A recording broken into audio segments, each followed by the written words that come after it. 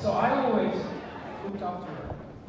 And when we got married, really she also inspired me to eat more healthy. Now some people will look at me and may say, do you really eat? But I do eat. But she's inspired me to eat more healthy. I've become part of an incredible community with people with type 1 diabetes. She's also empowered me to be there and to play the role if she needs. So she's taught me to walk around with glucose stabs. So if she's low and she doesn't have them, there's a good chance that I have them. She's also told me every morning, if I'm not awake at 7:30 in the morning, wake me up, because that's the time that I really would like to check my blood sugar. So I'm part of this and I have a role.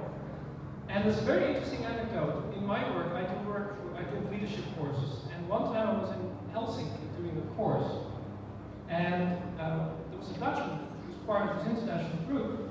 And he shared with me over dinner that he had type 1 diabetes. So I told him my wife has type 1 diabetes.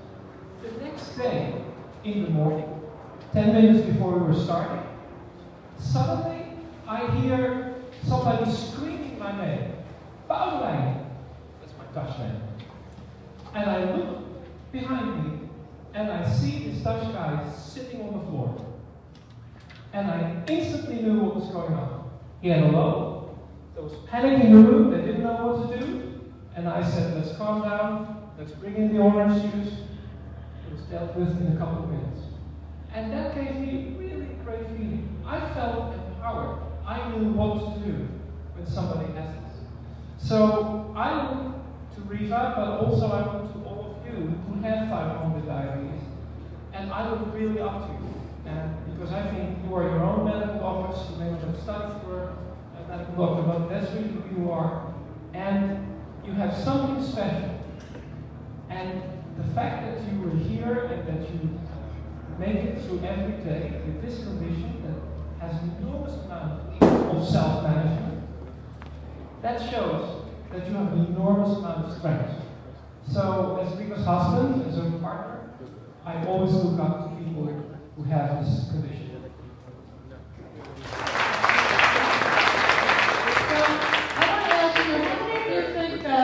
Diabetes is the leading cause of heart disease, blindness, amputation, kidney disease. Really? I mean, this is what we always hear. So, I heard a diabetes psychologist and diabetes educator, Bill Polonsky, once asked that question. Everybody raised their hand. He said, you're wrong. Poorly controlled diabetes is the cause of those things. He says, well-controlled diabetes is the cause of nothing. But I would like to just defer a little bit there, because I think well-controlled diabetes is a cause of a lot of amazing things. People who have well-controlled diabetes have gone out and done remarkable things.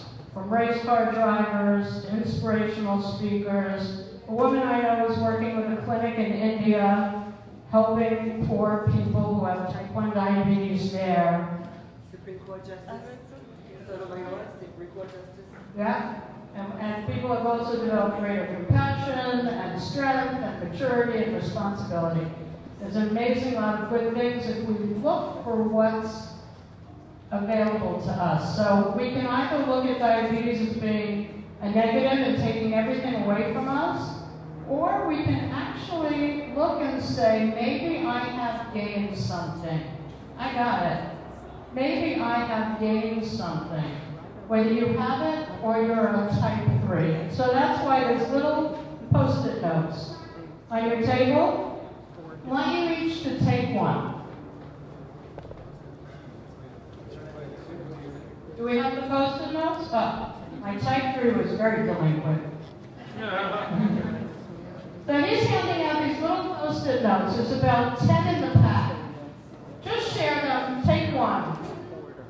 And if you have type 1 diabetes, I want you to write down one positive thing your diabetes has given you.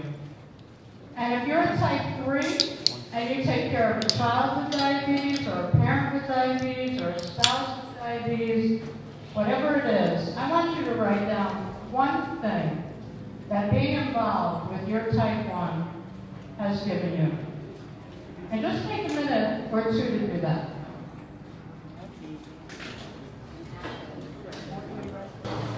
It's possible. Just write something random. So can I ask somebody to tell us what you wrote down for yourself?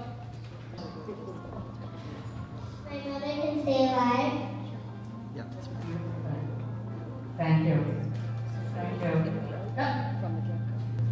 My son said sugar-free snacks. Sugar-free snacks. For me, it's really being able to do this work. I always felt growing up that I wanted to do something to help other people, and I didn't have a clue what it would be. And at 50, I started doing this work, and I just feel blessed that I get to do this, and I get to talk to other people, and then there's this incredible bond, I think, that goes on when we meet others with type 1. So what I would leave you with is 3 things I think that are really, really helpful living with type 1 diabetes. Learn everything you can. Really. Read books, read magazines, talk to people, learn everything you can. Number 2, meet other people in your situation. Meet other people who have type 1. If you're a type 3, meet other type 3s. It's really invaluable. I mean, we all need support, no matter which end of the stick we're on. And remember the good stuff, because it's too easy to just think about the bad stuff. But there's good stuff too, if you really allow yourself to take it in. I think we're all amazing with what we live with. And I think we can do really amazing things in the world, and we prove it every day. So I would just tell you, don't forget that. And before I hand over the mic, I want to ask you guys to do me one favor, but do it very quickly, and then go back to your seat. Would you take your Post-it note and put it up here on the board?